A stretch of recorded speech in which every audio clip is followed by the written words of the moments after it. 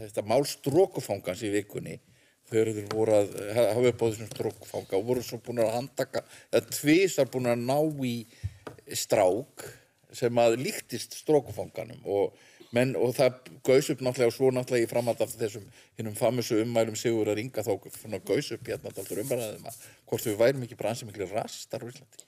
Jú, ég held að við séum það. Þú veist, maður veit ekki hvar maður á að byrja. Við erum rasískt samfélag, auðvitað erum við það. Og þegar sú steytti var gerð 1939, þá voru örugglega allir á Íslandi rasistar. Vegna þess að það var bara ríkjandi hugmyndafræði og við erum ennþá að vinna úr þessu. Auðvitað er kerfislægur rasisma á Íslandi, auðvitað. Atli? Já, ég meina, að sjálfsögðu og hann liggur meðal annars í því að í hvers skipti sem eitthvað málefni komi upp og það sem að fólk sem að flýtur hingað eða er að öðru lítarhafti eða þarf að reiða sig á útlendingalöggjöfina vill ræða þennan kerfislega rasta, þá byrjum við alltaf að spyrja, já, en er rasismi á Íslandi? Ég meina, það liggur í augum uppi. Já. Ert þú rasisti, Egill?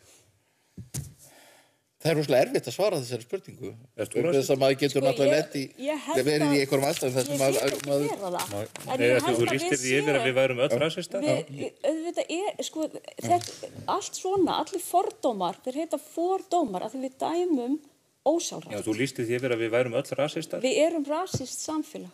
Það er bara því miður þannig. Það er bara mjög leiðilegt, en það er svoleiðis. Ef ég má, að því við sitjum hérna núna 5 alveg óbúslega náföl.